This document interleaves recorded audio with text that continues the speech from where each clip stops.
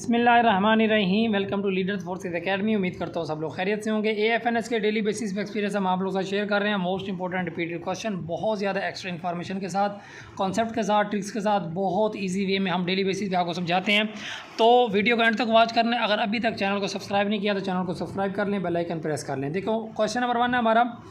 इससे रिलेटेड पहले भी मैंने आपको काफ़ी डिटेल के अंदर ये चीज़ें मैंने आपको एक्सपीरियंस में भी समझा दिया, अलग से भी मैंने समझाया है।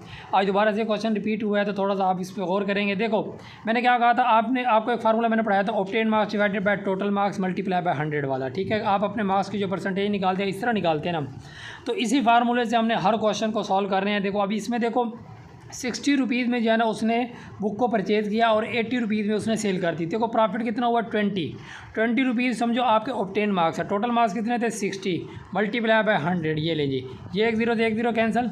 ठीक है, और 10 को 20 से मल्टीप्लाई करेंगे 200 को 6 पे डिवाइड कर दे तो आपके पास आंसर आ जाएगा 33.33%। ठीक हो गया। तो ये बहुत इजी वे में आपके पास कोई भी क्वेश्चन आए, मैंने आपको ये एक फार्मूला बताया है, आप कोशिश किया करें इसी फार्मूला। बाकी देखो इसके एग्जैक्ट फार्मूले भी मैंने आपको कराए हुए हैं वैसे।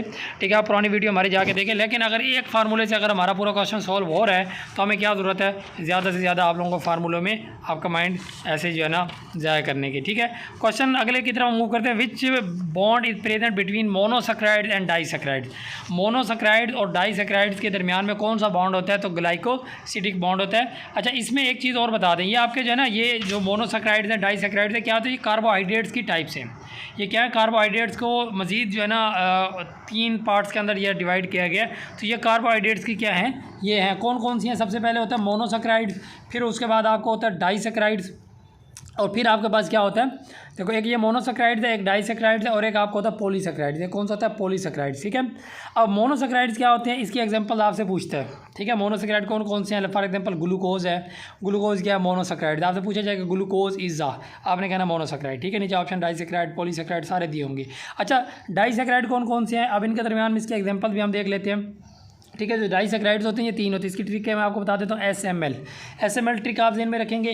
इस ट्रिक से आपने इसको याद रखना है। S से आपके पास है सक्रोज, ठीक है, SUCROSE, और M से है माल्टोज, और जो L है उससे लैक्टोज। तो ये 3 जो है ये आपके डाइसैकराइड्स हैं। ठीक है, अच्छा इनके दरमियान में जो मोनोसैकराइड और डाइसैकराइड्स हैं इनके दरमियान में उसने एक दफ़ा पूछा था कि बॉन्ड कौन सा बनता है। अभी ये तो हमने बता दिया कि ये वाला बॉन्ड है। इसका दूसरा नाम अगर कहें तो कोवलेंट बॉन्ड है। ये कौन सा बॉन्ड है, ऑप्शन में अगर कोवलेंट बॉन्ड है तो वो भी ठीक होगा। और इस प्रोसेस में क्या होता है, ये जो बनता है ये बॉन्ड, ये किस प्रोसेस से बनता है, ये कंडेंसेशन से बनता है। किस चीज़ से बनता है, कंडेंसेशन। किससे, कंडेंसेशन, जिसमें क्या होगा, इसका रिमूवल ऑफ वाटर होगा। क्या होगा, कंडेंसेशन। ठीक है, और रिमूवल ऑफ वाटर होगा इसके अंदर। किसके अंदर, रिमूवल ऑफ H2O। ठीक हो गया, क्लियर हो गया, रिमूवल ऑफ वाटर। ठीक है, तो ये इससे रिलेटेड मजीद क्वेश्चन है, उम्मीद है आप लोगों को समझ आ गए। अगर प्रॉपर आप जो है हमारा सेशन ज्वाइन करना चाहते हैं, हमारा फ्री व्हाट्सएप ग्रुप ज्वाइन करने के लिए जो है ना आप ये आपको व्हाट्सएप नंबर स्क्रीन पे शो हो रहा है। इंशाल्लाह ताला आपको वहाँ पे भी बहुत ईजी वे में कॉन्सेप्ट के साथ चीज़ों को समझाया जाएगा। आगे चलते हैं। Which of the following is not a viral disease. इसमें से कौन सा ऐसा जो वायरल डिजीज़ नहीं है। ठीक है, जो वायरल नहीं होता, तो ट्यूबरकुलोसिस है। ठीक है, क्या है, ट्यूबरकुलोसिस। और भी काफ़ी सारी आपके जो है ना डिजीज़ हैं जिससे रिलेटेड आपसे काफ़ी ज़्यादा क्वेश्चन पूछे जाते हैं। आपके आँखों की डिजीज़ होगी, ये भी मैंने आपको पिछले जो है ना काफ़ी लेक्चर्स के अंदर करा दिए। इसके अलावा आपकी ब्लड की डिजीज़ काफ़ी ज़्यादा पूछी गई हैं। ठीक है, ब्लड के लिए वो उसने लास्ट टाइम पूछा था HEMO, हीमोफीलिया उसने पूछा था कि ये किस चीज़ की डिजीज़ है, तो आपने क्या कहना है जी, ये ब्लड की डिजीज़ है। ठीक है, इसके अंदर क्या होती है, ब्लड क्लॉटिंग अकर नहीं होती। ब्लड क्लॉटिंग नॉट अकर्ड, मतलब ब्लड के अंदर क्लॉट्स नहीं बनते। जब क्लॉट्स नहीं बनेगी तो अगर कहीं से भी छोटी सी भी चोट लगेगी तो बहुत ज़्यादा खून निकलेगा, क्योंकि खून आपका जमा हो नहीं होगा, मतलब क्लॉट नहीं होता ना। ठीक है, इसी तरह थैलेसीमिया, ठीक है, ये आपकी क्या इनहेरिटेड डिजीज़ है। ठीक है, ये वरासी तौर पर होती है। ठीक है, हीमोग्लोबिन इसके अंदर क्या होता है, अब नॉर्मल होता है। तो ये आपकी एनीमिया भी इसी की है। ठीक है, एनीमिया के अंदर क्या होता है, रेड ब्लड सेल्स, क्या होते हैं, रेड ब्लड सेल्स की क्या हो जाती है, RBC, रेड ब्लड सेल्स की क्या हो जाती है, डेफिशिएंसी हो जाती है, उसको क्या बोलते हैं, एनीमिया। तो ये भी आपके पास ब्लड की डिजीज़ है। RBC क्या होते हैं, रेड ब्लड सेल्स। इसी तरह WBC, वाइट ब्लड सेल्स, और प्लेटलेट्स, ये सारे क्या हैं। अच्छा, यहाँ पे आपको एक और चीज़ पूछी जाती है। अच्छा, ये तीनों कहाँ पे मौजूद होते हैं, ये भी आपसे कल परसों एक क्वेश्चन में पूछा गया था कि red blood cells, white blood cells और प्लेटलेट्स ये कहाँ पे मौजूद होते हैं, तो ये बोन मैरो के अंदर मौजूद होते हैं। कहाँ होते हैं, बोन मैरो। ये याद रखना, जो क्वेश्चन मैं बोल के बता रहा हूँ ये आपसे पूछे गए हैं सारे। ठीक है, बोन मैरो के अंदर ये मौजूद होते हैं। ठीक है, आगे हम चलते हैं। ये बाकी ब्लड से रिलेटेड मैंने काफ़ी सारी डिटेल आपको पहले भी बताई हुई है। ठीक है, पिछले एक्सपीरियंस आप हमारे देखें तो वहाँ पर आपको काफ़ी डिटेल के अंदर बताया हुआ है कि इसके अंदर क्या ब्लड की जो है ना 3 टाइप्स होती है। वेसल्स की क्या होती है, 3 टाइप्स होती हैं। कौन कौन सी होती है, आर्टरीज होती है, एक क्या होती है, एक आर्टरीज, ठीक है, और दूसरे नंबर पे क्या होती है आपकी वेन्स होती हैं, और तीसरे नंबर पे आपकी कैपिलरीज होती है। आर्टरीज क्या होती हैं, ये ब्लड को जो ना हार्ट से दूर ले जाती है। यहाँ से पूछा जाता है कि विच जो है ना वेसल्स, ठीक है, carry the blood away from the heart, ठीक है, तो कौन सी है वो आर्टरीज है। और जो ब्लड को जो है ना carry blood to the heart, जो ब्लड को ले जाती है दिल की तरफ, हार्ट की तरफ, तो वो आपके पास वेन्स है, वो कौन सी हैं, वेन्स है। और तीसरी आपकी कौन सी कैपिलरीज होती है, वो क्या होती है, पूरे बॉडी के अंदर और टिश्यूज़ के अंदर क्या करती है, ब्लड को डिस्ट्रीब्यूट करती हैं, ठीक है। तो ये आर्टरीज, वेन्स और कैपिलरीज, इनके फंक्शन भी आपको पता होने चाहिए, भी आपके काफ़ी दफ़ा पेपर के अंदर पूछा गया, ठीक हो गया। आगे चलते हैं नेक्स्ट क्वेश्चन की तरफ। What is the normal pH of human blood, ठीक है। अब ये नॉर्मल, ये भी ब्लड से रिलेटेड क्वेश्चन है कि ये नॉर्मल जो है ना पीएच है, ये भी ब्लड से रिलेटेड ही आ गया, ठीक है। ब्लड से रिलेटेड और भी काफ़ी सारे क्वेश्चन आपके जो है ना, जैसे रेड ब्लड सेल्स है उसकी जो है लाइफ कितनी होती है, 120 डेज़ होती है। रेड ब्लड सेल्स की जो लाइफ होती है 120 डेज़ होती है, और वाइट ब्लड सेल्स जो होती हैं, ये पिछले को नोट कर लेना, उसकी होती है 13 से लेके 20 डेज तक होती है, ये वाइट ब्लड सेल्स की होती है। इसी तरह जो प्लेटलेट्स होते हैं उसकी कितनी होती है, प्लेटलेट्स जो होते हैं उसकी 10 डेज़ होती है, उसकी कितनी होती है। तो ये सारी चीज़ें आपको याद होनी चाहिए, फिंगर टिप पे याद होनी चाहिए, ठीक है। आपसे काफ़ी दफ़ा पेपर के अंदर पूछी गई हैं, ठीक है। आगे हम चलते हैं नेक्स्ट क्वेश्चन की तरफ।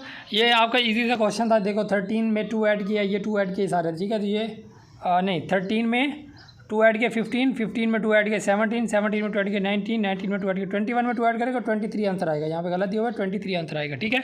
आगे चलते हैं हम नेक्स्ट क्वेश्चन की तरफ मूव करते हैं, ठीक है।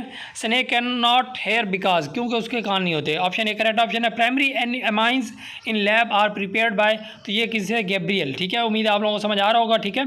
अगर प्रॉपर आप जैसे हमारी तैयारी करना चाहते हैं तो देखो यहाँ पे बिल्कुल आप चैप्टर वाइज बेहतरीन नोट्स भी प्रोवाइड किए जाएंगे। व्हाट्सएप नंबर आपकी स्क्रीन पे है, तो व्हाट्सएप पे आप कॉन्टैक्ट करें, इंशाल्लाह आपको चैप्टर वाइज बेहतरीन ऑथेंटिक नोट्स, जहाँ से मैक्सिमम ना पेपर इस दफ़ा आ रहा है, ठीक है। और अल्हम्दुलिल्लाह हमारे मैक्सिमम स्टूडेंट्स जो हैं अल्हम्दुलिल्लाह के फजल से सारे पास हो रहे हैं, अल्लाह के शुक्र से, ठीक है। तो आप भी हमारे ज्वाइन करें, ठीक है। व्हाट्सएप पे कांटेक्ट करें, इंशाल्लाह आपको भी नोट्स प्रोवाइड किए जाएंगे। Which part of sperm contains mitochondria, तो कौन सा मिडल पीस होता है, कौन सा करेक्ट ऑप्शन क्या है, मिडल पीस है। नेक्स्ट हमारा क्वेश्चन है 1/10 ऑफ 90, देखो 1/10 का मतलब क्या है, 1/10, 1/10 ऑफ का मतलब क्या है, मल्टीप्लाई, और ये 90 आ गया। देखो 0 से 0 कैंसिल, तो क्या आंसर आ गया, 9 आंसर आ गया। 9 क्या आ गया हमारे पास। इस तरह के जितने भी क्वेश्चन आ जाए ना स्टेटमेंट में, मैंने आपको समझाए हैं। आपने क्या करना, ऑफ की जगह में मल्टीप्लाई लगाना है। 1/10 है तो 1/10 लगा दिया, 1/3 कहता तो 1/3 लगा देते, 1/4 कहता तो 1/4 लगा देते। ऊपर वाली वैल्यू को ऊपर वाले से मल्टीप्लाई, नीचे वाली को नीचे वाले से मल्टीप्लाई, या नीचे ऊपर कोई कैंसिल होता है, जैसे अभी 0 से 0 हमने कैंसिल किया, तो कैंसिल करके भी आप इसको क्या कर सकते हैं, सॉल्व कर सकते हैं, ठीक है। Unless you study you will pass, देखो 2 सेंटेंसेज है इसमें, 2 फ्रेजेज हैं, ठीक है। This is an example of compound sentence. Compound sentence क्या होता है, जिसके अंदर या 2 सेंटेंसेज हो, 2 क्या हो, या 2 सेंटेंस हो, या 2 फ्रेजेज हो, ठीक है। उसको क्या बोलेंगे हम, कंपाउंड सेंटेंस बोलेंगे। यहाँ पे हमारा करेक्ट ऑप्शन क्या है, कंपाउंड सेंटेंस। नेक्स्ट हमारा क्वेश्चन है ही हैज़ बीन एब्सेंट। अब देखो मंडे उसने एग्जैक्ट बता दिया, एक आपके पास प्रेपोजिशन है सिंस और एक आपके पास है फॉर। इन दोनों का मैं आपको यूज़ पहले भी बताया, दोबारा से रिपीट कर रहा हूँ, जो न्यू स्टूडेंट्स होंगे वो अच्छे से सुन लें, ठीक है। ये आपका बहुत इंपॉर्टेंट क्वेश्चन है, 1-2 क्वेश्चन यहाँ पे डेली बेसिस पे आ रहे हैं, सिर्फ सिंस और फॉर से रिलेटेड। आपका कॉन्सेप्ट मैं 1 मिनट में क्लियर करूँगा, तवज्जो कीजिएगा, ठीक है। देखो जब आपसे एग्जैक्ट डेट कह दे, मिसाल के तौर पर कह दे we are living in this house, आगे दे दिया उसने 2006, अब यहाँ पे खाली जगह है, ठीक है। उसने एग्जैक्ट बता दिया 2006, एग्जैक्ट डेट जब बता देगा तो आप सिंस का यूज़ करोगे, क्या यूज़ करोगे, सिंस। और जब वो कह रहे हैं कि we are living in this house, खाली जगह लगा के वो कहेगा 20 ईयर्स, 20 साल से हम यहाँ पे रह रहे हैं, बात वही है। लेकिन अब यहाँ पे आएगा फॉर, अब यहाँ पे क्या आएगा, फॉर आएगा। जब एग्जैक्ट आपको कह दे कि मैं 10 दिन से रह रहा हूँ, 20 दिन से रह रहा हूँ, 50 साल से रह रहा हूँ, या कुछ भी काम है, वो जब इस तरह की चीज़ कहेगा तो आपने यूज़ करना है फॉर। और जब आपको एग्जैक्ट बता देगा, जैसे यहाँ उसने कहा कि एग्जैक्ट मंडे कह दिया, यहाँ पे वो कह देता कि 3 डेज़ 4 डेज़, फिर हम फॉर का यूज़ करते। यहाँ जब उसने एग्जैक्ट चीज़ हमें बता दी, फिर हम क्या यूज़ करेंगे। इसी उम्मीद करता हूँ आपको ये चीज़ अच्छे से क्लियर हो गई होगी। दिस इज़ द मोस्ट, यहाँ पे क्या हमारे पास आर्टिकल क्या आएगा, द मोस्ट इंटरेस्टिंग बुक क्या आएगा। और ए और एन का यूज़ कहाँ पे करना, ये मैं आपको समझा चुका हूँ वैसे। आगे चलने अच्छा ये दा जो है ना, ये भी कहाँ लगाना है, ये आपने प्रॉपर नाउन के साथ लगाना है। किसके साथ, अब ये ज़रूरी नहीं है किसी प्रॉपर नाउन, अब ये तो प्रॉपर नाउन नहीं है। प्रॉपर नाउन तो मुराद या किसी स्पेशल चीज़ की तरफ भी जब इशारा किया जाएगा तब भी हम क्या यूज़ करेंगे, दा का यूज़ करेंगे, ठीक है। जैसे अब द मोस्ट इंटरेस्टिंग बुक, इस बुक की तरफ उसको ज़बरदस्ती उस पर जोर दिया जा रहा है कि ये बुक के बारे में बात हो रही है, तो अब हम क्या यूज़ करेंगे, दा यूज़ करेंगे, ठीक हो गया। इसी तरह वो कहेगा कि the players are playing cricket in the stadium, in the, अब यहाँ पर क्या यूज़ करेंगे, खाली जगह लगा के आगे देखो। अब स्टेडियम जो है एक स्पेसिफिक चीज़ है जहाँ पे क्या आपकी क्रिकेट ही खेली जाती है। अब देखो यहाँ पे उसने कदाफ़ी स्टेडियम नहीं कहा या आपको मुल्तान स्टेडियम नहीं कहा, कोई ऐसा लफ्ज़ उसने यूज़ नहीं किया, लेकिन उसने स्टेडियम कह दिया, तो स्टेडियम के अंदर क्रिकेट ही खेली जाएगी, तो इसलिए हम यहाँ पर भी क्या यूज़ करेंगे, दा का यूज़ करेंगे। आगे चलते हैं हम नेक्स्ट क्वेश्चन की तरफ। The rate of chemical reaction depend upon, ये सारों के ऊपर डिपेंड करता है, नेचर ऑफ रिएक्टेंट्स के ऊपर भी करता है, टेम्परेचर, कंसनट्रेशन ऑफ रिएक्टेंट्स, ठीक है, दोनों के ऊपर ये क्या करता है, सब चीज़ों के ऊपर ये डिपेंड कर रहा होता है। The focal length of a convex lens can be calculated using lens formula. किस चीज़ की वजह से होती है, लेंस फार्मूला से क्या होती है ये। An object moving in a circle, centripetal force, centripetal force देखो ये आपकी कोई भी बॉडी जो है ना, अगर सेंट्रीपिटल फोर्स है तो सेंट्रीपिटल फोर्स बॉडी को क्या करती है, इनवर्ड, ठीक है, inward towards the centre, centre की तरफ जो है ना वो मूव कर रही होती है, मतलब उसको मजबूती से उसने पकड़ा होता है। एक होता है सेंट्रीफ्यूगल फोर्स, वो क्या होती है, वो आउटवर्ड द सेंटर होती है, वो उसको दूर ले जाने की कोशिश कर रही होती है। मतलब जो फोर्स किसी भी बॉडी को मजबूर कर दे कि आपने सेंटर के अंदर ही इसी सर्कल की पाथ, सर्कुलर पाथ पे मूव करना है, तो वो फोर्स जो होगी वो हमारे पास सेंट्रीपिटल फोर्स होगी, और जो उसको दूर ले जाने के लिए कोशिश कर रही होती है उसको हम सेंट्रीफ्यूगल फोर्स कहते हैं। सेंट्रीपिटल फोर्स का फार्मूला भी आपको आना चाहिए, Fc = mv² divided by r, ये आपके पास इसका फार्मूला है। अब देखो यहाँ पे देखो सेंट्रीपिटल फोर्स जो ये मैथ की क्या है, डायरेक्टली प्रोपोर्शनल है, वेलोसिटी के भी क्या है, डायरेक्टली प्रोपोर्शनल है, और उनके दरमियान के डिस्टेंस के जो है इन्वर्सली प्रोपोर्शनल है। अब इन्वर्स क्या है, मतलब अगर डिस्टेंस बढ़ेगा तो सेंट्रीपिटल फोर्स क्या होगी, कम होगी, डिस्टेंस ज़्यादा हो जाएगा। अगर आपने किसी भी बॉडी, देखो एक छोटा सा सर्कल बनाया, अब देखो ये बॉडी को अपनी तरफ खींच रहा है, एक और ये बॉडी है, ये बड़ा बॉडी है, ठीक है। अब देखो अब ये डिस्टेंस इंक्रीज हो गया तो इसकी सेंट्रीपिटल फोर्स क्या हो जाएगी, डिक्रीज हो जाएगी, क्योंकि एक दूसरे के इन्वर्स रिलेशन है, मैंने आपको फार्मूले में शो करा के दिखा दिया। Rate of change of momentum, देखो रेट ऑफ जो चेंज ऑफ मोमेंटम, देखो टाइम के लिहाज से जो मोमेंटम का चेंज होता है वो क्या होता है, फोर्स होता है। फोर्स का एक फार्मूला ये भी है, और भी काफ़ी सारे फार्मूले हैं फोर्स के। अब देखो यहाँ से हर फार्मूले से इसका यूनिट भी सेम आता है। दूसरा इसका फार्मूला कौन सा है, F = m में, ये बहुत बेसिक है, ये तो सबको पता होगा, ठीक है। बहरहाल ये अभी जो मैंने लिखा था ये del P/del T, ये भी क्या होता है, फोर्स का फार्मूला होता है। शी बॉट अम्ब्रेला, अब देखो ये अम्ब्रेला आ गया। अब देखो ए और एन का यूज़ कहाँ पे करते हैं, जहाँ पे अलिफ का वर्ड आ जाए ना, देखो अम्ब्रेला को पढ़ेंगे तो अलिफ यूज़ हो रहा है, ठीक है। अब यही देखो आप लोगों ने कहा था कि वॉल जो होते हैं उनके साथ हम एन का यूज़ करते हैं, नहीं बिल्कुल नहीं, ठीक है। अब ये एक मैं वर्ड लिख देता हूँ यूनिवर्सिटी, क्या लिखता हूँ, यूनिवर्सिटी। अब यूनिवर्सिटी में देखो तो इसमें भी यू आ रहा है, लेकिन क्या है यहाँ पे इसको जब उर्दू में लिखेंगे तो या से स्टार्ट हो रहा है, अलिफ से स्टार्ट नहीं हो रहा है, इसलिए यूनिवर्सिटी के साथ हम ए लगाते हैं। और अम्ब्रेला देखो ये भी यू से स्टार्ट हो रहा है, इसके साथ हम क्या लगाएंगे, एन लगाएंगे, ठीक हो गया। अम्ब्रेला के साथ क्या आ जाएगा, एन आ जाएगा। जो भी वर्ड अलिफ से उर्दू में जब उसको बोलो तो अलिफ से स्टार्ट हो रहा है, अलिफ मत आ से स्टार्ट हो रहा हो, तो उसके साथ हम क्या यूज़ करते हैं, उसके साथ हम यूज़ करते हैं, आपके पास क्या बताया मैंने, एन यूज़ करते हैं। और जो अलिफ से नहीं हो, जैसे यूनिवर्सिटी है, कोई भी और है, बुक का ये है वो है, उसके साथ हम आ का यूज़ करेंगे, आर्टिकल का, ठीक है। और दा का आर्टिकल भी मैंने आपको समझा दिया है, तो आर्टिकल का टॉपिक भी आज के एक्सपीरियंस में आपका क्लियर हो गया। Next which vitamin is absorbed in ileum with the bile salts, तो ये कौन सा विटामिन ए है। विटामिन से रिलेटेड काफ़ी क्वेश्चन आप लोगों से पूछे जाते हैं, विटामिन ए से रिलेटेड कुछ और क्वेश्चन भी है जो मैं आप लोगों से शेयर करता हूँ, ठीक है। अच्छा विटामिन से ना चलें, विटामिन ए को ना, एक तो सबसे पहले जो है ना विटामिन ए कहाँ पाया जाता है, ये मिल्क के अंदर पाया जाता है। किसके अंदर पाया जाता है, मिल्क के अंदर पाया जाता है विटामिन ए। अब मिल्क के अंदर और कौन कौन से विटामिन पाए जाते हैं ये भी आपको ट्रिक आनी चाहिए, KBDA विटामिन, ये KBDA ट्रिक आप याद रखेंगे तो KBDA vitamin K, vitamin B, vitamin D, vitamin A, ये चारों जो विटामिन है ये मिल्क के अंदर पाए जाते हैं, सिर्फ ए नहीं पाया जाता, ठीक है। आपने ये अच्छा विटामिन ए की जो डेफिशिएंसी होती है उसकी वजह से क्या हो जाता है, नाइट ब्लाइंडनेस हो जाती है, क्या हो जाती है, नाइट ब्लाइंडनेस हो जाती है, ठीक है। अच्छा कुछ दिन पहले उसने यही क्वेश्चन को थोड़ा घुमा के पूछा था कि जो है ना कौन से विटामिन है जिसकी कमज़ोरी की वजह से, जिसकी विटामिन की कमी की वजह से ना आंखों की जो बिनाई है वो कमज़ोर हो जाती है, तो साफ ज़रा कौन सा विटामिन ए ही हमारा क्या होगा, आंसर होगा। ये पिछले एक्सपीरियंस के अंदर भी वैसे ही मैंने क्वेश्चन बताया हुआ, बाकी हमारे सारे एक्सपीरियंस देखिएगा, वहाँ पर भी हमने आपको इंशाल्लाह ताला बहुत डिटेल के अंदर चीज़ों को बहुत ईजी वे में समझाया हुआ है, ठीक है। तो विटामिन ए से रिलेटेड ये 2-3 क्वेश्चन और भी हैं, वेजिटेबल्स के अंदर ये पाया जाता है, ठीक है, मिल्क के अंदर पाया जाता है, और इसका एक और नाम भी है, इसको बोलते हैं रेटिनल, क्या बोलते हैं इसको, रेटिनल, क्या बोलते हैं, vitamin A is also known as retinal, ठीक है।